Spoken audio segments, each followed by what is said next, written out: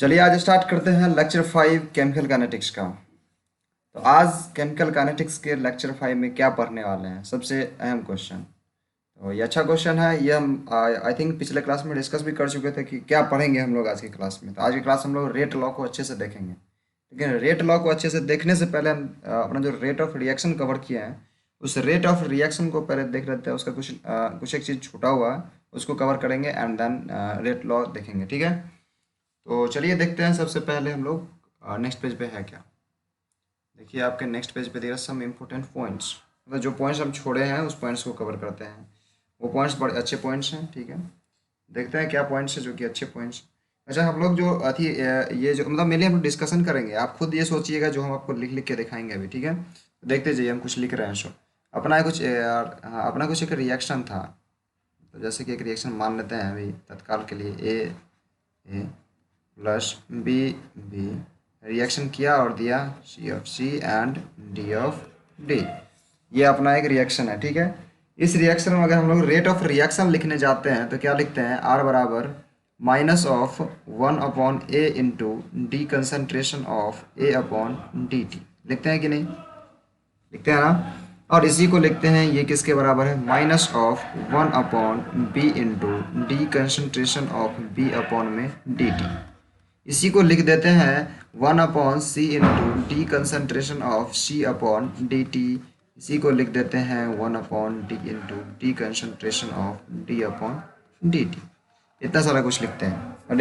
Rate इतना कुछ के बराबर करते हैं हम। ठीक है, लेकिन अगर हम सिर्फ एक पर्टिकुलर ए के बारे में सोचना चालू करें इस रिएक्शन में, आपको जो ये रिएक्शन दिख रहा है टोटल, ये जो रिएक्शन आपको दिख रहा है जिसको ये मतलब देखिए कलरफुल कर दे रहे हैं, ये जो आपको रिएक्शन दिख रहा है ये कलरफुल रिएक्शन, इस कलरफुल रिएक्शन में आप गौर से ये चीज़ देखिए कि सिर्फ ए को हम कवर करते हैं। मतलब देखते हैं ए को पॉइंट आउट करके ए के साथ क्या क्या कांड हो रहा है। तो फॉर ए अगर ए के लिए हम लोग देखने चलते हैं तो देखते हैं दो चीज़ है। एक में है कि रेट को कह दिया, रेट है -1/a into D concentration of A upon D T, ऐसा कुछ कह रहा है डी टी। मतलब ये अपना रेट ऑफ रिएक्शन ए के रिस्पेक्ट में आ गया। इसको हम लोग मेनली क्या कह रहे हैं, ये है अपना rate of reaction, rate of reaction. लेकिन यहीं पे हम एक चीज़ और सोचने की कोशिश करेंगे। रेट ऑफ रिएक्शन किसको कहें, जब -1/a जब जुड़ा है किस में, D concentration of A upon D T में। मतलब अपना अभी जो हम घेरेंगे, देखिए गौर से देखते जाइए, जिसको हम घेर रहे हैं अभी इसमें जब अगर -1/a जुड़ा है तब हम उसको कह रहे हैं रेट ऑफ रिएक्शन। जो घेरे हैं ये क्या है, अगर rate of reaction -1/a multiply करने के बाद है, -1/a जब हम गुना करेंगे D concentration of A upon D T को, तब वो रेट ऑफ रिएक्शन बनेगा। तो ये जो घेरा हुआ है D concentration of A upon D T, वो क्या है, मतलब कि D concentration of A upon D T क्या है, मतलब इसका कोई अस्तित्व नहीं है क्या, इसके बारे में कुछ जानना नहीं है क्या। जी हाँ, ये है, कुछ कोई चीज़ तो है ये D concentration of A upon D T, जो कुछ तो कह रहा होगा। ये भी है रेट ऑफ रिएक्शन, ठीक है, लेकिन ये rate of reaction of component ए, इसको हम क्या कहेंगे, rate of reaction, rate of reaction of component A, component A. Component किसको कहते हैं पता है ना, कंपोनेंट किसको कहते हैं, कोई बताओ तो, रिएक्शन कंपोनेंट किसको कह रहे थे हम लोग। हाँ बिल्कुल, जैसे कि ए अपना है तो ए का रेट ऑफ रिएक्शन है ये, D concentration of A upon D T किसका होगा, ए का रेट ऑफ रिएक्शन। लेकिन अगर हम पूरे रेट का बात, मतलब पूरे रिएक्शन का बात करें, पूरे अभिक्रिया का बात करें, तो पूरे अभिक्रिया का रेट ऑफ रिएक्शन क्या होगा, जब उसको उसमें हम मल्टीप्लाई कर देंगे स्टोइचियोमेट्रिक कोएफिशिएंट के रेसिप्रोकल से। मतलब कि -1/a से अगर मल्टीप्लाई कर देते हैं हम किसी कंपोनेंट के रेट ऑफ रिएक्शन में, तब वो क्या बन जाता है, पूरे रिएक्शन का रेट ऑफ रिएक्शन बन जाता है। ठीक है, इज इट क्लियर गाइस। हाँ जी, तो ये मेनली क्वेश्चन क्या जनरेट हुआ मेरे दिमाग में ये क्वेश्चन जनरेट हुआ अपने आप से कि अगर हम मेरे पास लिख के देता रेट ऑफ रिएक्शन बराबर -1/a D concentration of A upon D T, ये रेट ऑफ रिएक्शन है। तो भाई ये D concentration of A upon D T क्या है, मतलब D concentration of A upon D T में अगर हम गुना करेंगे -1/a से तब वो रेट ऑफ रिएक्शन बनेगा। तो D concentration of A upon D T क्या है, तो ये तो पता चलेगा क्या है, उस कंपोनेंट का रेट ऑफ रिएक्शन है ये। ठीक है, और अगर इसको एक और नाम देना चाहेंगे तो एक और नाम इसको हम दे सकते हैं। देखिए इसका एक और नाम क्या देख सकते हैं, ये जो है D concentration of A upon D T, हम इसको क्या देंगे, D concentration of A upon D T. ये जो है इसको हम क्या देंगे, ये रेट ऑफ रिएक्शन है, इसको भी हम क्या देंगे, ये रेट ऑफ रिएक्शन है। But with respect to with respect to क्या, ए के रिस्पेक्ट में इसको रेट ऑफ रिएक्शन कहेंगे हम। ए के रिस्पेक्ट में रेट ऑफ रिएक्शन कहेंगे, या फिर इसको हम दूसरा चीज़ क्या कहेंगे, दूसरा चीज़ कहेंगे कि ये अपना कंपोनेंट ए है ना, उसका रेट ऑफ रिएक्शन है। अब बोलेगा फाइनल रेट ऑफ रिएक्शन क्या है, तब इसमें मल्टीप्लाई कर दो। फाइनल रेट ऑफ रिएक्शन कहेगा तो 1 - 1 अपॉन ए इंटू में D concentration of A upon D T लिख देंगे प्रेम से। ये अपना रेट ऑफ रिएक्शन हो गया, ठीक है। तो अभी हम यहाँ पे क्या चीज़ कवर किए, क्या चीज़ बताने का कोशिश की, ये बताया है कि कभी हम अगर रेट ऑफ रिएक्शन लिखते हैं -1 upon A D concentration of A upon D T, तो इसमें दोनों का अलग अलग अस्तित्व क्या है, मतलब दोनों का अलग अलग में मायने क्या निकलता है।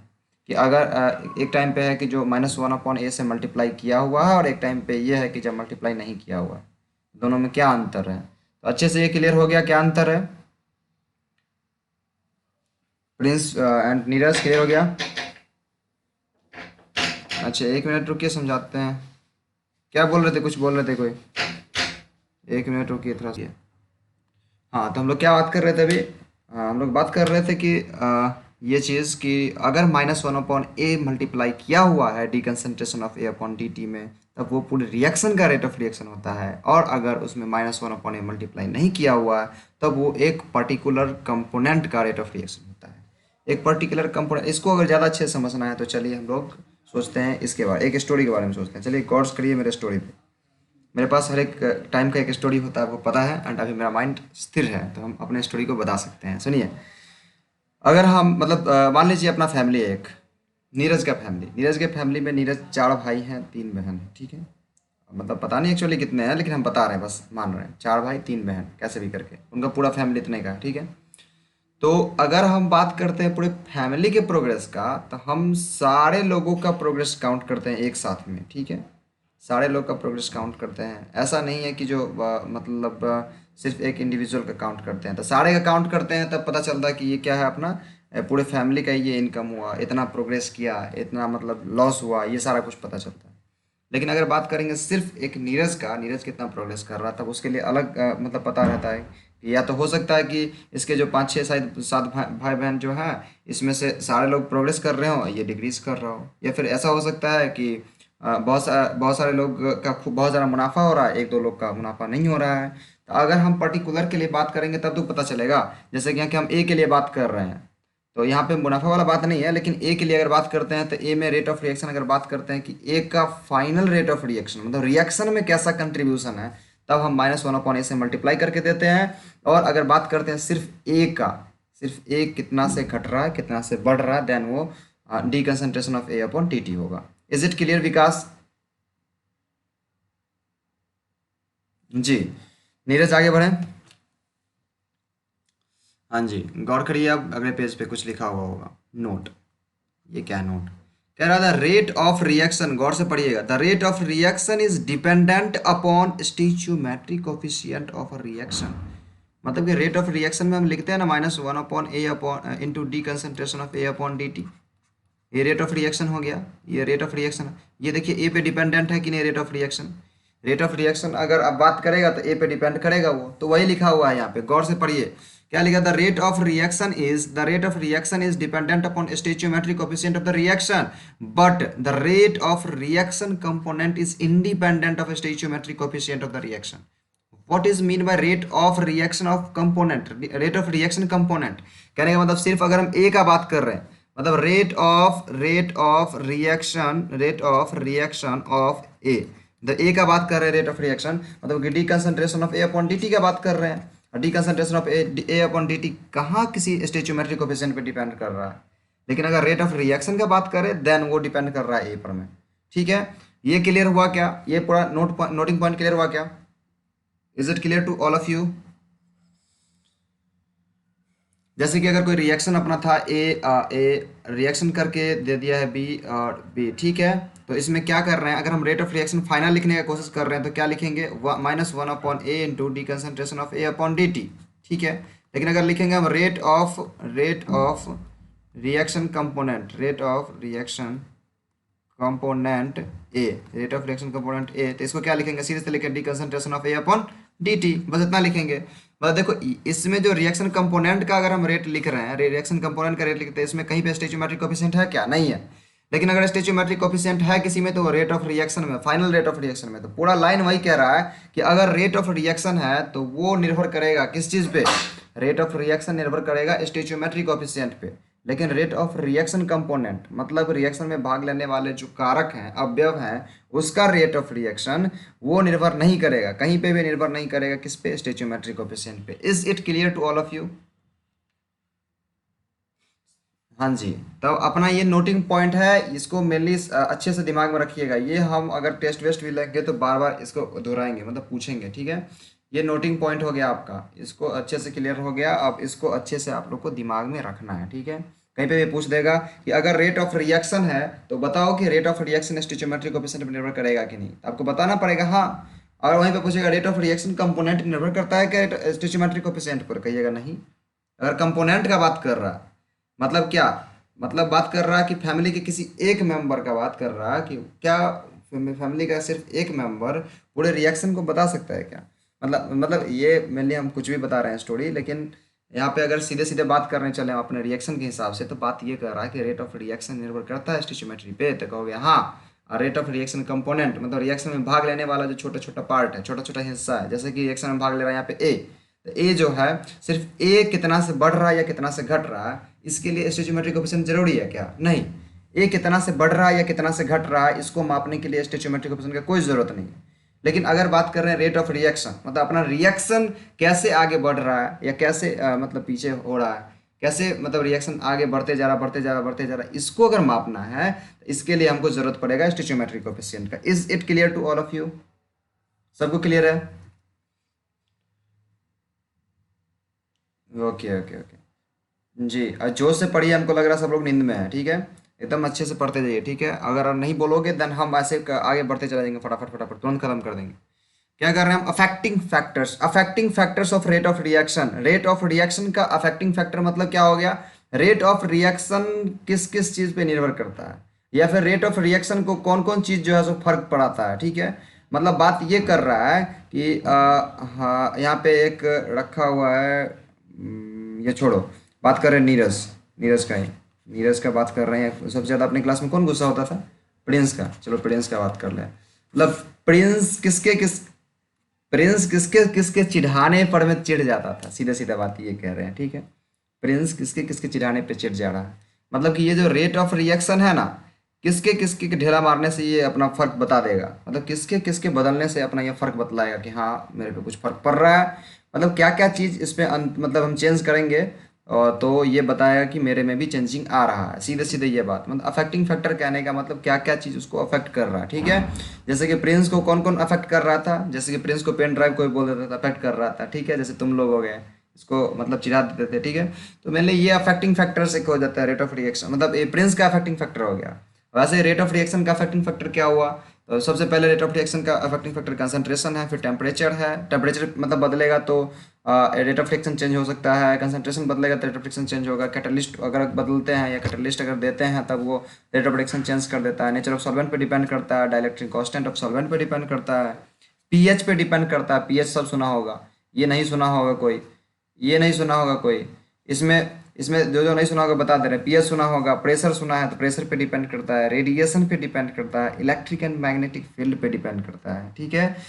ये सारा कुछ हम बताएंगे, लेकिन मेनली इसमें जितना हम इतना इतना लंबा चौड़ा जो लाइन लिख दिया है ना, इस सबको नहीं पढ़ना हमको। हमको ज़रूरत कितना है वो देखिए, अब आपको अब दिखाएंगे हमको जिसको ज़रूरी है, ठीक है, जिसको हम लोग को पढ़ना है इस पूरे मतलब चैप्टर में। कंसंट्रेशन पे, कंसंट्रेशन कैसे बदल रहा है रेट ऑफ रिएक्शन को, कंसंट्रेशन अगर चेंज हो रहा तो टेम्परेचर पे डिपेंडेंसी पढ़ेंगे और कैटलिस्ट पे डिपेंडेंसी पढ़ेंगे। मात्र 3 पढ़ेंगे, ठीक है, और कोई नहीं पढ़ेंगे, और आगे पढ़ेंगे हायर स्टडीज़ करेंगे तब पढ़ेंगे उस सबको, ठीक है। तो मेरे लिए ये सारा कुछ हम इसीलिए लिखे ताकि आपको ये दिमाग में रहे कि अगर मतलब बाद में अगर हायर स्टडीज़ करने जाते हैं तो आपके दिमाग में ये रहे कि सर और भी कुछ बताए थे, या फिर कम से कम ये दिमाग में रहेगा तो हम ऑब्जेक्टिव में क्वेश्चन भी देंगे ना। ऑब्जेक्टिव में क्वेश्चन देंगे कि जो निम्न में से कौन कौन रेट ऑफ रिएक्शन को अफेक्ट करता है, और उसमें हम एग्जाम मतलब ऑप्शन में दे देंगे प्रेशर, और बाकी कुछ भी दे देंगे, एक वॉल्यूम दे देंगे, एक दे देंगे कि मोल, एक दे देंगे कुछ भी, एक कुछ भी, तो आपको मतलब टिक करना होगा किस पे, प्रेशर पे, क्योंकि प्रेशर यहाँ अफेक्ट कर रहा है, ठीक है। तो ये आपका मतलब ऑब्जेक्टिव क्वेश्चन बनाने के पर्पज से अच्छा चीज़ है, ठीक है। इसको दिमाग में रखिएगा, क्या affecting factor of rate of reaction, क्या किसका, कैटलिस्ट का। कैटलिस्ट का क्या हिंदी होता है, मुझे दिमाग में नहीं है, आता है फिर बताते हैं।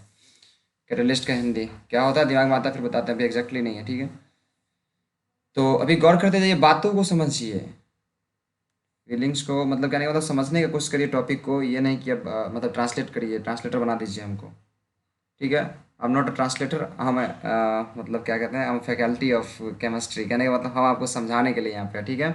अगर आपका ट्रांसलेटर बनाना है देन हम बताते हैं आपको, वैसे दिमाग में अभी नहीं आ रहा है इसलिए नहीं बता पा रहे हैं। कैटलिस्ट आता है दिमाग में, बताते हैं। टेम्परेचर का हिंदी पता है ना, वो तो ऐसे ही पता होता है, टेम्परेचर टेम्परेचर सब याद रखता है। हाँ, डाइलेक्ट्रिक कांस्टेंट ऑफ सॉल्वेंट, इसका भी दिमाग में आता है फिर बताते हैं। प्रेशर का पता ही है, दाब होता है। इलेक्ट्रिक मैग्नेटिक फील्ड सब जानवे करते हो, इलेक्ट्रिक मैग्नेटिक सब याद कर रहा होगा, क्या कर रहा होगा, विद्युतीय एंड, हाँ हाँ, चुंबकीय फील्ड, चुंबकीय क्षेत्र, ठीक है। तो मेनली ये सब है, और मेनली ये दिमाग में रखना है तुमको कि ये सारा कुछ क्या करता है, रेट ऑफ रिएक्शन को फर्क पड़ाता है, ठीक है, फर्क पड़ाता है। कौन कौन सब, अपना जो यहाँ पे 8 9 लिखा हुआ होगा, टोटल कितना काउंट करके कोई बताओ तो, 9 लिखा होगा, ठीक है।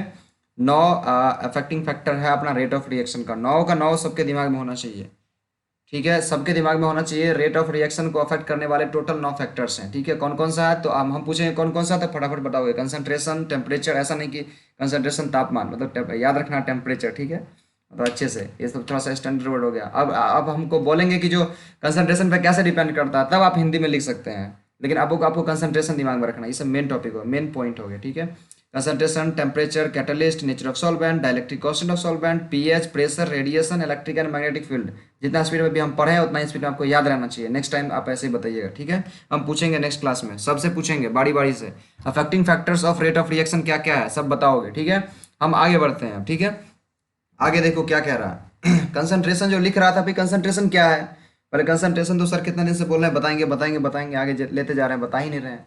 देखो अभी बता देते हैं हम कंसंट्रेशन क्या है। कंसंट्रेशन में बताते हम 2 चीज़ पढ़ेंगे, मोलरिटी, एक मोलरिटी भी बोले थे, मोलरिटी भी नहीं लिखे हैं क्या, जरूरत नहीं है, और नॉर्मेलिटी।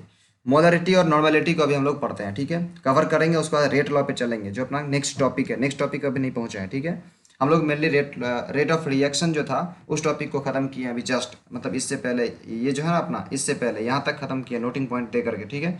रेट ऑफ रिएक्शन वाला पॉइंट खत्म किया, दूसरा पॉइंट आया affecting factor of rate of reaction, तो उसमें बता दें ये सब अफेक्ट करता है। उसका सबसे पहला चीज़ है कंसंट्रेशन, तो कंसंट्रेशन को जानेंगे। अब कंसंट्रेशन को जानेंगे तो कंसंट्रेशन जानने के बाद देखते हैं क्या आता है, उसके बाद जस्ट आपको आएगा रेट लॉ। रेट लॉ क्यों आएगा ये जस्ट पता चलेगा, ठीक है। पहले हम जान लेते हैं जो कंसंट्रेशन में मोलारिटी है और नॉर्मेलिटी है। गौर से सुनिएगा, हम जरा स्पीड बोल रहे हैं, ठीक है, गौर से सुनते जाइए। कंसंट्रेशन में जो अपना मोलारिटी है और नॉर्मेलिटी है, इसको जानने वाले हैं हम लोग अच्छे से, क्या है नॉर्मेलिटी, क्या है मोलारिटी। तो देखिए मोलारिटी के बारे में कुछ लिखा हुआ, molarity is the number of moles present in 1 litre solution. मतलब अपना 1 लीटर का सॉल्यूशन है, 1 लीटर का सॉल्यूशन है, 1 लीटर के सॉल्यूशन में, 1 लीटर के सॉल्यूशन में कितना मोल कोई भी चीज़ प्रेजेंट है, उसका वही हो जाता है मोलरिटी। कहने का मतलब अगर मोलरिटी बराबर फॉर्मूला लिखना चाहे, मोलरिटी को एम से, कैपिटल एम से डिनोट करते हैं, देखो यहाँ लिखा हुआ है। मोलरिटी बराबर अगर लिखना चाहे तो लिखेंगे हम लोग नंबर ऑफ मोल्स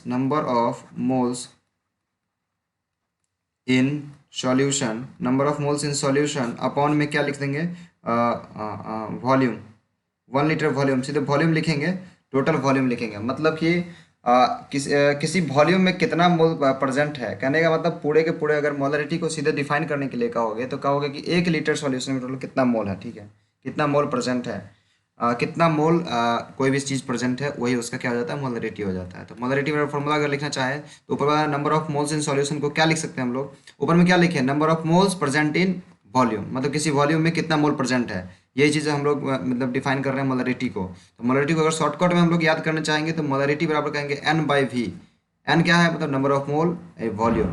कहने का मतलब मोलरिटी बराबर क्या हो गया अपना, सीधे सीधे number of moles upon volume, number of moles upon volume. बताओ तो मोलरिटी बराबर क्या है, number of moles upon volume, number of moles upon volume. मतलब टोटल अगर सॉल्यूशन में बात कर रहे हैं तो सॉल्यूशन में टोटल कितना मोल है अपॉन में वॉल्यूम, वो भी कितना, 1 लीटर वॉल्यूम का बात करेंगे, मतलब 1 लीटर वॉल्यूम में टोटल कितना मोल प्रेजेंट है, उसी को हम लोग कह रहे थे कि मोलरिटी है। ठीक है, मोलरिटी किसको कह रहे हैं हम लोग, 1 लीटर क्या चीज़ में, सॉल्यूशन में, 1 लीटर सॉल्यूशन में,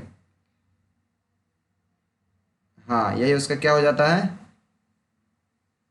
हाँ यही इसका मोलरिटी हो जाता है। अगर नॉर्मेलिटी की बात करेंगे तो नॉर्मेलिटी क्या होता है भाई, नॉर्मेलिटी क्या होता है, मोलरिटी क्या होता है। अच्छा अब जरा सा हम अभी जस्ट पढ़ाते पढ़ाते एक दिमाग में आया चीज़ कि हम आपसे पूछ ले, हम आपसे ये चीज़ पूछ ले कि आप फटाक से बताइए कि अफेक्टिंग फैक्टर क्या क्या पढ़ते हैं, किसको कितना कितना याद हुआ, ये देखना चाहते हैं।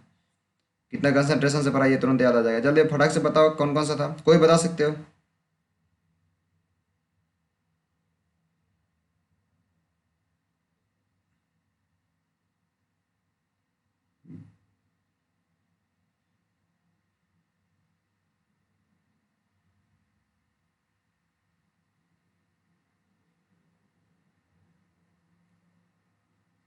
Okay okay okay.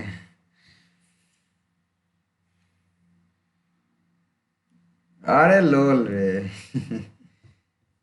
क्लास में ये सब बर्दाश्त की योग्य बातें नहीं है, आप बताते जाइए। और ये क्या बोले आपने, सांद्रण, हाँ अच्छा बढ़िया है भाई, शुद्ध हिंदी अभी कर ली हो तुम। ये सब, हाँ ठीक है अब, लेकिन हम बता नहीं, ये सब चीज़ को थोड़ा सा अंग्रेजी याद रखो, क्या है कि ये सब अपना मेन टॉपिक हुआ ना, मेन टॉपिक ये सब का जितना, हाँ मतलब देख लो।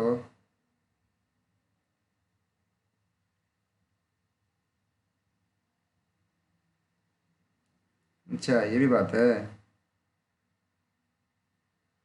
हाँ बिल्कुल बिल्कुल। चलो सही है फिर देखते जाइए आप, मतलब मतलब एक तरह से क्या करते जाइए, मतलब देखते जाइए, और ज़्यादा कुछ ज़रूरत नहीं है, अंग्रेजी दिमाग में हो गया का कि आपके हर एक क्वेश्चंस पे लिखा होता है दोनों लैंग्वेज। ठीक है, लेकिन थोड़ा सा स्टैंडर्ड होते जाइए, क्या कर रहे हैं हम, बार बार इस चीज़ पे गौर कर रहे हैं हम। ठीक है, क्या कर रहे हैं यहाँ पे, मोलरिटी बराबर क्या कर रहे हैं, मोल अपॉन वॉल्यूम, मोलरिटी बराबर क्या कह रहे हैं हम लोग, मोल अपॉन वॉल्यूम। अब वहाँ जो बोले हैं सारा कुछ मतलब बहुत बहुत हद तक सही बोले थे। नीरज को रोक दिया गया था, नीरज को प्रिंस रोक दिया, अरे चुपो हमको बोलने दो। नीरज आप बोलिए, आप कंसंट्रेशन, हाँ उतना ही आता है, चलिए ठीक है। तो मेनली मोलरिटी किसको कह रहे हैं, देखिए जितना बार हम पूछेंगे मोलरिटी क्या है, तो आप कहिएगा 1 लीटर में जितने मोल होगा उसको मोलरिटी कहेंगे। याद करने का तरीका हम बता रहे हैं सीधे सीधे, 1 लीटर सॉल्यूशन में कितना मोल है किसी भी सॉल्यूट का या किसी भी चीज का, वही उसका मोलरिटी हो जाएगा। ठीक है, वही उसका मोलरिटी हो जाएगा। ठीक है, is it clear to all of you, सबको क्लियर है क्या। तो अगर हम बात करते हैं, जैसे कि मान लेते हैं हम दे दिए आपको कि कैल्शियम है, ठीक है, कैल्शियम का बता देते हैं कि 80 ग्राम आपको हम दे रहे हैं। ठीक है, कैल्शियम का 80 ग्राम दिए हैं, और आपका 2 लीटर का सॉल्यूशन है। सॉल्यूशन कितने का है, 2 लीटर का है। अब हमको बताइए क्या चीज़, कि इसका मोलरिटी क्या। एक क्वेश्चन आपके लिए, एक क्वेश्चन आपके लिए, क्वेश्चन ये है कि कैल्शियम का आपको दिए हैं हम 80 ग्राम, ठीक है, 80 ग्राम कैल्शियम दिए हैं और 2 लीटर का हम दिए हैं सॉल्यूशन। तो हम मोलरिटी पूछेंगे, बताइए मोलरिटी क्या होगा कैल्शियम का, मोलरिटी कैल्शियम का क्या होगा, 40 होगा। मोलरिटी क्या होगा, क्या होगा, जल्दी बताइए जल्दी बताइए जल्दी बताइए, आगे बढ़ेंगे, हम ऐसे ही क्वेश्चन दे दिए हैं। देखो मेरे प्यारे, यहाँ पे पहले मोल निकालो, मोल निकालोगे तो क्या आएगा, 80/40 होगा कि नहीं। मोल निकाला तो कितने आ गया, क्या मोल आया, 2 मोल, कितना मोल आया, 2 मोल आया। अब हमको निकालना क्या है, मोलरिटी, तो मोलरिटी बराबर क्या होता है, मोल बाय वॉल्यूम, मोल कितने आया 2, वॉल्यूम कितने आया 2, वॉल्यूम मतलब आयतन, कितना लीटर सॉल्यूशन है, 2 लीटर है, 2 से 2 कट गया तो मोलरिटी कितने आ गया 1, मोलरिटी कितने आ गया, देख रहे हो कहाँ से तुम्हारा 40 आ रहा था। तो मोलरिटी ऐसे निकालते हैं, ठीक है प्यारे। मोलरिटी हम लोग ऐसे निकालते हैं। Is it clear to all of you now, सबको क्लियर है ये चीज़। हाँ अब नॉर्मेलिटी पे चलते हैं जरा, नॉर्मेलिटी क्या है प्यारे। तो नॉर्मेलिटी देखो हम मोलरिटी के टर्म में बताते हैं, ठीक है। अगर हम लोग बात करेंगे कि नॉर्मेलिटी क्या है in the term of molarity, तो हम लोग सीधे सीधे इजीली जान सकते हैं इसको, ठीक है। नॉर्मेलिटी अगर जानना चाहे मोलरिटी के टर्म में तो थोड़ा सा अंतर है, लेकिन अगर मोलरिटी के बारे में पूछे तो सीधे सीधे, लेकिन ये दिमाग में बार बार आना चाहिए, मतलब बार बार कहने का मतलब आ जाना चाहिए सीधे से। जब भी आया मोलरिटी तो आपके दिमाग में आना चाहिए 1 लीटर सॉल्यूशन में कितना मोल प्रेजेंट है, इसका मतलब ये हो गया, ठीक है। और अगर बात करें हमको क्या, मतलब नॉर्मेलिटी क्या है, तो आपको दिमाग में आना चाहिए कि नॉर्मेलिटी जो होता है ना, वो number of mole of equivalent होता है। Mole equivalent, number of mole equivalent क्या होता है? Number of mole equivalent present in 1 litre solution. मतलब ये भी है 1 लीटर सॉल्यूशन में ही, लेकिन मोल इक्विवेलेंट प्रेजेंट होना चाहिए। What is mole equivalent? ऊपर में तो कह दिया कि मोल प्रेजेंट होना चाहिए था, मतलब n/v हो गया। लेकिन इसमें क्या हो जाएगा? मोल बराबर, मतलब मोलरिटी बराबर क्या हो जाएगा? बताओ जरा क्या हो जाएगा? इसमें हो जाएगा मोलरिटी बराबर number of mole equivalent, NE, mole equivalent upon volume. ठीक है। अब मोल इक्विवेलेंट क्या है भाई? मोल इक्विवेलेंट क्या है? अगर मोल इक्विवेलेंट का हम लोग बात करते हैं, मोल इक्विवेलेंट का बात करें तो मोल इक्विवेलेंट बराबर होता है मोल अपॉन में एन फैक्टर। अब what is n factor? Question आता है व्हाट इज एन फैक्टर।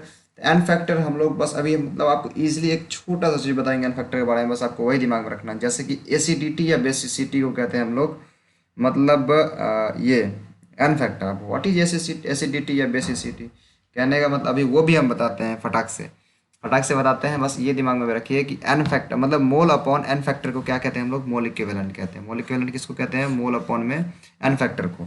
मतलब कि यहाँ पे अगर हमको नॉर्मेलिटी निकालना है, अरे यहाँ पे एम लिखे हुए, यहाँ पे एन लिखना था ना, नॉर्मेलिटी बराबर ना लिखना था, यहाँ पे एन होगा। नॉर्मेलिटी बराबर क्या हो जाएगा? नंबर मतलब मोल इक्विवेलेंट, एन ई मतलब मोल इक्विवेलेंट अपॉन वॉल्यूम। अब भाई ये मतलब मोल इक्विवेलेंट क्या है? तो number of mole upon n factor और गुने में क्या? V n. ये ना होगा, मतलब वी एन नहीं यार, वी होगा सीधे से, वी एन थोड़े ना होगा, वी होगा। ठीक है, ठीक है प्यारे। हेलो। अच्छा हाँ, ये एन फैक्टर क्या है? ये अच्छा क्वेश्चन है। अच्छा लेकिन हम एक चीज़ यहाँ पे थोड़ा सा मिस्टेक करके बता रहे हैं। ठीक है, एन फैक्टर भी बता रहे हैं। ठीक है, रुकिए, इसको हटा दीजिए आप प्रेम से, इसको हटा दीजिए, इसको भी हटा दीजिए, इसको भी हटा दीजिए, इसको भी हटा दीजिए। ठीक है, और ये सारा कुछ को हटा दिया। अब हम लोग सीधे से मतलब एन फैक्टर क्या है उसका यूज़ हम बताएंगे। लेकिन आपको अगर पूछे कि नॉर्मेलिटी क्या है, तो नॉर्मेलिटी के दिमाग में आपको सिर्फ ये आना चाहिए कि नॉर्मेलिटी जो है ना, 1 लीटर सॉल्यूशन में कितने मोल इक्विवेलेंट परसेंट है, क्या आना चाहिए? 1 लीटर सॉल्यूशन में कितना मोल इक्विवेलेंट परसेंट है, उसको क्या कहेंगे हम लोग? नॉर्मेलिटी कहेंगे। क्या कहेंगे? नॉर्मेलिटी किसको कहेंगे? अरे सब कुछ नया नया चीज़ आ रहा है, सब कुछ नया नया चीज़ आ रहा है। जैसे कि नॉर्मेलिटी नया चीज़ आ गया आपके सामने में, क्या है नॉर्मेलिटी? फिर एक मोल इक्विवेलेंट आ गया। मोल तो जानते थे, लेकिन मोल इक्विवेलेंट क्या आ गया? सारा कुछ नया चीज़ आ रहा है, इसलिए मतलब एकदम कंसस होकर पढ़ते जाइए। ठीक है, तो नॉर्मेलिटी किसको कह रहे हैं हम लोग? 1 लीटर सॉल्यूशन में, मतलब 1 लीटर सॉल्यूशन है अपना, उसमें कितना मोल इक्विवेलेंट किसी चीज़ का प्रेजेंट है, उसी को कह देते हैं उस चीज़ का नॉर्मेलिटी। नॉर्मेलिटी किसको कह रहे हैं? 1 लीटर सॉल्यूशन में कितना क्या प्रेजेंट है, कितना मोल इक्विवेलेंट प्रेजेंट है, उसी को क्या कहते हैं हम लोग? नॉर्मेलिटी कहते हैं। और अगर नॉर्मेलिटी का फॉर्मूला ज़्यादा याद करने के लिए कुछ कह रहा है, तो नॉर्मेलिटी का फॉर्मूला सीधे सीधे याद रखिए, मोलरिटी और गुने में एन फैक्टर। और बाकी ज़्यादा कुछ के लिए हम रिएक्शन जब पढ़ाएंगे तब बताएंगे। ठीक है, इतना दिमाग में रखिए। अभी क्या याद रखिएगा? नॉर्मेलिटी बराबर मोलरिटी गुने एन फैक्टर। क्या याद रखिएगा? नॉर्मेलिटी बराबर मोलरिटी गुने एन फैक्टर। नॉर्मेलिटी बराबर, हाँ, मोलरिटी गुने एन फैक्टर। अब ये एन फैक्टर क्या है अभी? तो एन फैक्टर अभी अभी हम बता रहे हैं। एक मिनट, एक मिनट प्यारे। अरे क्लास ले रहे हैं, क्लास बात करते हैं कॉल। अरे दूसरे नंबर पे कॉल करो, इंटरनेट काम नहीं कर रहा मेरा। हाँ हेलो, हेलो हेलो हेलो। कौन क्लास में नहीं है? अच्छा वो आ जाएगा, वो मतलब दुकान पे था, दुकान पर से क्लास कर रहा था, मेरे को कॉल किया था। तो बात हम लोग क्या करते, अरे वहाँ पे फिर से कॉल आ गया था, इंटरनेट इशू आ गया होगा। तो हम लोग मेनली अभी नॉर्मेलिटी को जाने, मोलरिटी को जाने। नॉर्मेलिटी आई थिंक, मोलरिटी में क्या जाने जरा बताइए तो विकास, मोलरिटी में क्या जाने? मोलरिटी में क्या जाने हम लोग? मेरा साउंड नहीं जा रहा है क्या? एक मिनट प्यारे, एक मिनट प्यारे। अरे उसको जा रहा, तुमको नहीं जा रहा है क्या? इशू चल रहा है? नॉर्मेलिटी और मोलरिटी हम लोग अच्छे से कवर किए कंसंट्रेशन टर्म में। मोलरिटी क्या है, नॉर्मेलिटी क्या है, और थोड़ी सी डिस्कशन कर रहे थे हम लोग। चलिए आगे नेक्स्ट पेज पे क्या है देखते हैं। कंसंट्रेशन अपना जो पहला टर्म है जो कि अफेक्ट करता है रेट ऑफ रिएक्शन को, रेट ऑफ रिएक्शन को जो अफेक्ट करने वाला पहला टर्म वो क्या है? कंसंट्रेशन। उसमें कुछ लिखा हुआ है, the concentration dependence rate of reaction, मतलब वैसा रेट ऑफ रिएक्शन। अच्छा रेट, ये RAT होगा। रेट मतलब वैसा रिएक्शन, सीधे सीधे बात कर रहा है, वैसा रिएक्शन जो कि कंसंट्रेशन पे डिपेंड करता है, वो क्या होता है, स्पेसिफाइड बाय, मतलब कि स्पेशली स्पेसिफाइड किया जाता है किसके द्वारा, रेट लॉ पे या फिर रेट लॉ इक्वेशन के द्वारा। मतलब अगर हमको कंसंट्रेशन टर्म से डिपेंडेंस रेट ऑफ रिएक्शन के बारे में अध्ययन करना है, मतलब हमको एक ऐसा रेट ऑफ मतलब रिएक्शन को अध्ययन करना है जिसमें हम लोग मोल मोलरिटी का चर्चा कर रहे होते हैं, तब उसके लिए हमको रेट लॉ पढ़ना पड़ेगा, रेट लॉ या रेट लॉ इक्वेशन पढ़ना पड़ेगा। सीधे सीधे ये बात है। मेनली रेट लॉ क्या है, रेट लॉ मतलब रेट लॉ क्या है वो तो आप देखेंगे, तो ये कम से कम पता चल गया रेट लॉ को पढ़ते क्यों है। रेट लॉ को इसीलिए पढ़ते हैं ताकि हम लोग कंसंट्रेशन से डिपेंड करने वाले रिएक्शन को अच्छे से जान सके, ठीक है। Concentration dependence rate of reaction को अच्छे से कवर कर सके, ठीक है। इसके लिए हम लोग जानते हैं रेट लॉ। इतना पता चल गया कि रेट लॉ क्यों पढ़ें, ठीक है। क्यों पढ़ेंगे ये पता चल गया, अभी क्यों पढ़ेंगे इसका जवाब मिला। अब पढ़ते हैं कि रेट लॉ है क्या। देखते हैं रेट लॉ में कुछ लिखा हुआ, रेट लॉ में लिखा है rate of reaction is directly proportional to the proportional अरे टू द क्या यार, कुछ गलती लिख दिया क्या, the rate of reaction is directly proportional to the product of active masses. यहाँ पे कुछ गलती लिखा हुआ, बताते क्या लिखा हुआ गलती, प्रोपोर्शनल टू, यहाँ से हटा दो, दो बार लिखा गया है द प्रोपोर्शनल टू, ठीक है। इतना क्या है, the rate of reaction is directly proportional to the product of active masses of the reactants raise to the power of some experimental determined values. ये इतना बड़ा इंग्लिश लिख दिया, क्या लिख दिया भाई, कुछ पल्ले नहीं पड़ा हमको। चलो सबसे पहले एक रिएक्शन लेते हैं, ठीक है। एक रिएक्शन जो कि अभी आपके कंप्यूटर स्क्रीन पे रखा हुआ है लेकर के, तो वही रिएक्शन को हम लोग मेनली पढ़ेंगे। अब कौन आया अभी भाई, एक मिनट खोलिए तो गेट जल्दी से, इतना अरे अपना, हाँ माइक ऑफ रखिए और कुछ भी नहीं। चलिए रेट लॉ में क्या देख रहे थे, रेट लॉ में देख रहे थे rate of reaction is directly proportional to, मतलब अपना जो रेट ऑफ रिएक्शन है ना वो डायरेक्टली प्रोपोर्शनल है, मतलब कि समानुपाती है। डायरेक्टली प्रोपोर्शनल कहने का मतलब क्या होता है, समानुपाती है। किसके समानुपाती है भाई, the product of active masses, the product of active masses of reactant, मतलब रिएक्टेंट का जो एक्टिव मास है ना उसके प्रोडक्ट के डायरेक्टली प्रोपोर्शनल है। लेकिन सिर्फ प्रोडक्ट के नहीं, वो जो प्रोडक्ट है उसका कुछ पावर भी होगा, power raise to some experimental determined values. क्या लिखा है, raise to the power of some experimental determined values. इतना बड़ा इंग्लिश है, इसको अगर आप हिंदी में लिख पाते हैं, ठीक है। आप लोग बड़ी हिंदी का मांग करते हैं, हिंदी लिखिए फटाक से, फटाफट लिखना चालू करिए हिंदी, लिखिए लिखिए लिखिए लिखिए, बहुत बोले तो लिखाने के लिए हिंदी लिखिए। किसी अभिक्रिया का रेट ऑफ रिएक्शन, किसी अभिक्रिया का rate of reaction, rate of reaction, किसी अभिक्रिया का रेट ऑफ रिएक्शन उसके अभिकारक के सक्रिय भार के गुणन का। अब भाई ये मत पूछना कि सक्रिय भार क्या है, मतलब पूछ लेना बता देंगे उसके। अरे आपके कंप्यूटर बोर्ड पे लिखा हुआ देखिए ना, किसी अभिक्रिया का रेट ऑफ रिएक्शन उसके अभिकारक के सक्रिय भार के, उसके अभिकारक के सक्रिय भार के, सक्रिय राइटिंग अच्छा नहीं बैठ रहा, सक्रिय भार के क्या है, किसी अभिक्रिया का रेट ऑफ रिएक्शन उसके अभिकारक के सक्रिय भार के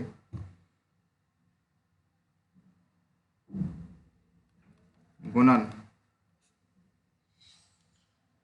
जिसका घात प्रयोगात्मक रूप से निर्धारित कोई मान हो, जिसका घात, घात समझ में आता है क्या, हाँ बिल्कुल। देखो तो तुम लोग अंग्रेजी बता रहे हो, हम घात लिखवा रहे हैं हिंदी में। हम ही को बोलते हो सर बड़ी अंग्रेजी बोलते हैं, बड़ी अंग्रेजी लिखवाते हैं, अभी तुम लोग खुद अंग्रेजी बोल रहे हो,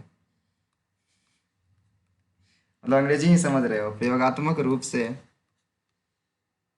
निर्धारित, बहुत गंदा राइटिंग लिख रहे हैं, समझ में आ रहा है ना रे, कोई मान हो, कोई मान हो, उसको क्या कहते हैं हम लोग, मतलब कोई मान हो उसके समानुपाती होता है, उसके समानुपाती होता है। अब क्या समानुपाती होता है, इतना लिखवाएं, कुछ पल्ले नहीं पड़ा, आप बताते हैं हम क्या होता है समानुपाती, फटाफट ये नोट करिए, उसके बाद हम बताते हैं क्या समानुपाती होता है, क्यों होता है। ये मतलब फॉर्मेलिटी था, सीधे से फॉर्मेलिटी था कि रेट लॉ में क्या जो परिभाषा लिखाया जाता है, कैसे लिखाया जाता है, ये लिख लो, याद कर लेना इसको अच्छे से। रेट लॉ क्या होता है, रेट लॉ होता है, वो बताते हैं, पहले नोट कर लीजिए अच्छे से। हो गया नोट क्या, अरे हम इतना स्लो स्लो लिखे हैं फिर भी लिखा गया है।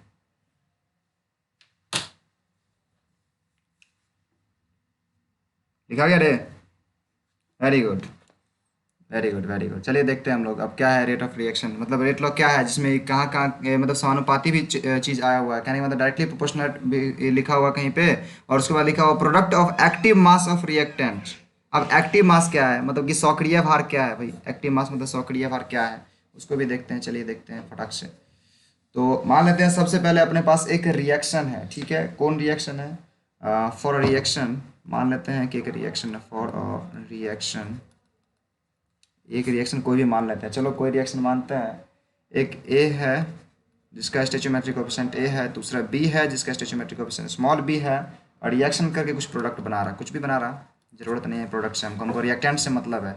अगर रेट लॉ में देखिए रिएक्टेंट के बारे में चर्चा किया था, रेट लॉ में क्या कह रहा है कि रेट लॉ में यहाँ गौर से देखिए, यहाँ पे देखिए रिएक्टेंट के बारे में बताया था, क्या कहता है, the rate of reaction is directly proportional to the product of active masses of reactants. मतलब कि प्रोडक्ट मतलब एक्टिव मास के प्रोडक्ट के समानुपाती तो होता है, लेकिन किसके एक्टिव मास के प्रोडक्ट के समानुपाती होता है, रिएक्टेंट्स के। मतलब अभिकारक के सक्रिय भाग का गुणन होता है, भार का गुणन होता है। अभिकारक के बारे में बात कर रहे हैं, यानी कि रिएक्टेंट के बारे में बात कर रहे हैं, रिएक्शन में जो पार्टिसिपेट कर रहा है उसके बारे में बात कर रहे हैं। वहां पर से उसका उत्पाद मतलब कि प्रोडक्ट आ रहा है उसके बारे में बात नहीं कर रहे हैं। मतलब रेट लॉ में हम लोग मेनली किसके बारे में अच्छे से जानेंगे, तो रिएक्टेंट्स के कंसंट्रेशन के बारे में। तो रिएक्टेंट्स के कंसंट्रेशन मतलब क्या, हम इसीलिए रिएक्टेंट्स को रखें या प्रोडक्ट में कुछ भी आए उससे हमको कोई मतलब नहीं है, इसलिए एक ऐसा ही रिएक्शन माने हम, ठीक है। रिएक्शन क्या माने, एक ए है जो कि बी के साथ रिएक्शन करके कुछ प्रोडक्ट दे रहा है। ए जो है उसका स्टोइचियोमेट्रिक कोएफिशिएंट ए है, बी जो है बी का स्टोइचियोमेट्रिक कोएफिशिएंट स्मॉल बी है, ठीक है। तो चलिए इसमें हम जरा सा देखते हैं अकॉर्डिंग टू रेट लॉ क्या होगा इसमें, ठीक है। बात करते हैं अकॉर्डिंग टू मतलब इसका मतलब अकॉर्डिंग टू शॉर्टकट में लिखते हैं अकॉर्डिंग टू रेट लॉ। कुछ बोल रहे हो क्या तहसीन? कौन बोल रहे हो भाई, कुछ बोलो। 9 बज गया। हाँ जी। हाँ हाँ, तब अकॉर्डिंग टू रेट लॉ खत्म करने का है ना भाई, रेट लॉ खत्म करते हैं फटाफट। एक और अति घर पे पहुंच गया तहसीन पढ़ते पढ़ते। तहसीन जी। तो अकॉर्डिंग टू रेट लॉ हम देखने जा रहे हैं कि रेट ऑफ रिएक्शन क्या होगा। According to rate law rate of reaction, according to rate law rate of reaction यानी कि आर जो है वो किसके बराबर होगा, वो बराबर नहीं होगा, समानुपाती होता है। कुछ देर पहले तो हम पढ़े थे अपना रेट लॉ में, बताए थे कि रेट ऑफ रिएक्शन जो होता है ना, रेट ऑफ रिएक्शन अपना वो समानुपाती होता है किसके, एक्टिव मास ऑफ ए और एक्टिव मास ऑफ बी के प्रोडक्ट मतलब कि गुणनफल, ये जो गुणन का समानुपाती होता है। लेकिन इसका कुछ पावर भी होता है जो कि एक्सपेरिमेंटली डिटरमाइंड होता है। हम मान लेते हैं कि एक्टिव मास ऑफ ए जो है ना उसका एक्सपेरिमेंटली डिटरमाइंड वैल्यू जो है ना एक्स है, और एक्टिव मास जो बी का है उसका एक्सपेरिमेंटली डिटरमाइंड वैल्यू जो है वाई है, ऐसा मान लीजिए। तो रेट ऑफ रिएक्शन किसके समानुपाती हो गया, रेट ऑफ रिएक्शन इज समानुपाती to active mass of A का power x and active mass of B का पावर वाई, ये हो गया। अब एक्टिव मास को हम लोग अभी जो जनरली पढ़ते जा रहे हैं इसमें हम लोग एक्टिव मास को मान लेते हैं क्या, ये मोलरिटी मान लेते हैं। तो बताते हैं कि रेट ऑफ रिएक्शन जो होता है ना डायरेक्टली प्रोपोर्शनल होता है मोलरिटी ऑफ ए का power x and molarity of मतलब कि कंसंट्रेशन ऑफ ए का यहाँ बी है ना, कंसंट्रेशन ऑफ बी का पावर वाई। मतलब एक्टिव मास को हम लोग यहाँ पे क्या कर देते हैं, कंसंट्रेशन कह देते हैं कि मोलरिटी कह देते हैं, ठीक है। मोलरिटी को इस चीज़ से भी नोट करते हैं, इसके अंदर हम कुछ लिख रहे हैं, इसका मतलब कि हम ए के मोलरिटी के बारे में बात कर रहे हैं, ए के कंसंट्रेशन के बारे में बात कर रहे हैं, ठीक है। तो ये दिमाग में रखना है, ठीक है। तो रेट ऑफ रिएक्शन को किसके डायरेक्टली प्रोपोर्शनल हो गया, rate of reaction directly proportional to concentration of A का power x and concentration of B का पावर वाई, इसके डायरेक्टली प्रोपोर्शनल हो गया। अब हम हटाएंगे किसको, इस प्रोपोर्शनलिटी कांस्टेंट को हटाएंगे। देखते हैं क्या होता है प्रोपोर्शनलिटी कांस्टेंट को हटाने के बाद, फटाक से 1 मिनट देखिए, ठीक है। और यहाँ देखिए प्रोपोर्शनलिटी कांस्टेंट हटाएंगे तो कोई कांस्टेंट आएगा, तो रेट किसके बराबर हो गया, रेट बराबर कुछ कांस्टेंट हम के मान लेते हैं, मान लेते हैं के कांस्टेंट आया, रेट बराबर के इंटू कंसंट्रेशन ऑफ ए का power X into concentration of B का पावर वाई, ये अपना रेट लॉ हो गया, ठीक है भाई। ये रेट ऑफ रिएक्शन का मेन टर्म आ गया। रेट ऑफ रिएक्शन कैसे निकला पता चला क्या, रेट ऑफ रिएक्शन का तो एक बड़ा फॉर्मूला तो ये हो गया, रेट ऑफ रिएक्शन किसके डायरेक्टली प्रोपोर्शनल होता है, एक्टिव मास ऑफ ए का power x and active mass of B का पावर वाई, इसके डायरेक्टली प्रोपोर्शनल होता है क्या, रेट ऑफ रिएक्शन, किसी भी रेट का प्रोग्रेस रेट, मतलब कोई भी रेट कितना से बढ़ रहा है या कितना से घट रहा है, वो किसके डायरेक्टली प्रोपोर्शनल होता है, एक्टिव मास ऑफ ए का power x and active mass of B का पावर वाई, इसके डायरेक्टली प्रोपोर्शन होता है, ठीक है।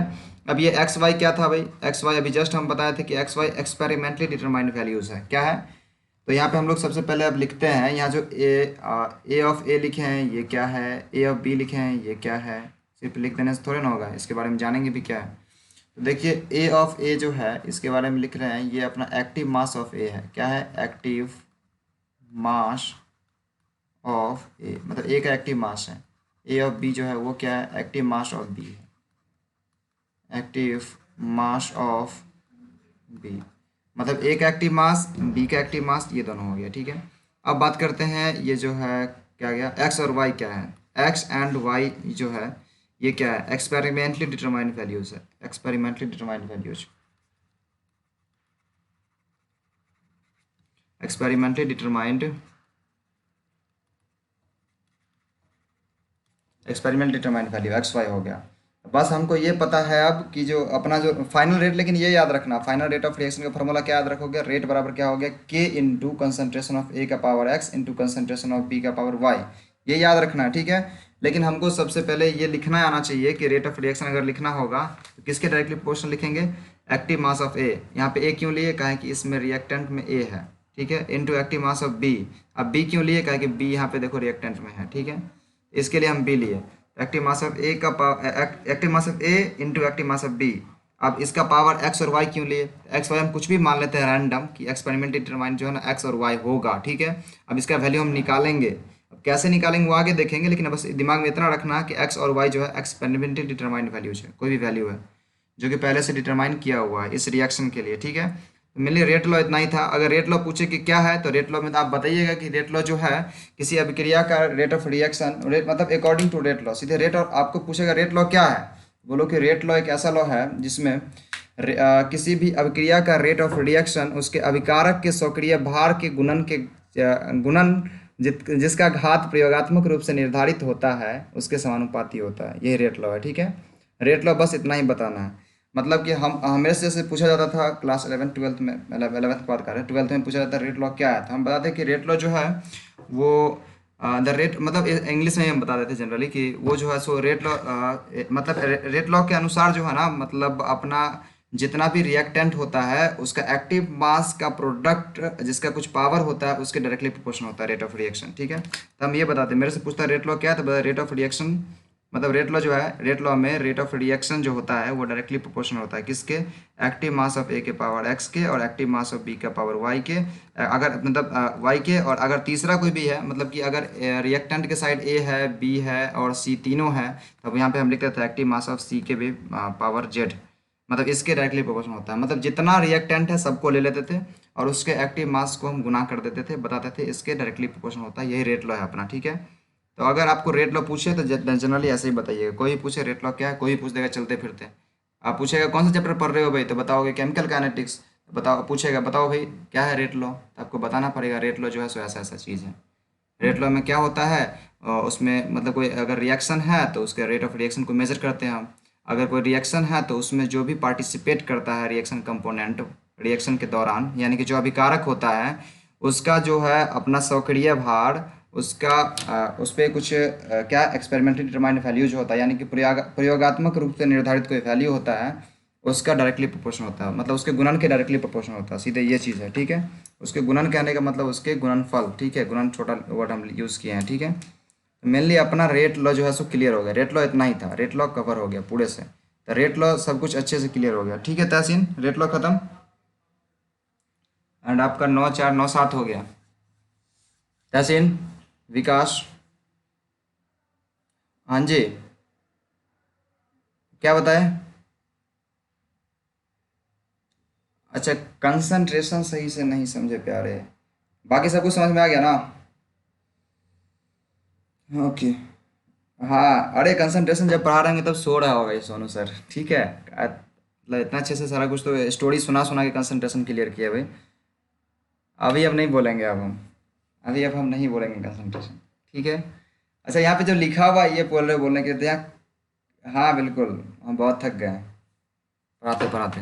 आज क्लास यहीं पे ओवर करते हैं। ठीक है, और अगर कोई डाउट है इससे पुराने क्लास का तो पूछ सकते हो अभी, इससे पुराने क्लास का, आज के क्लास का नहीं, आज के क्लास में जितना बता दिए सारा कुछ कवर हो गया, बहुत अच्छे से बताइए, हमको पता है। ठीक है, और वीडियो डाल देंगे, देख लेना, अपना रिवीजन कर लेना, नोट्स बना लेना, नोट्स हम नेक्स्ट डे चेक करेंगे सबका वीडियो कॉल पे।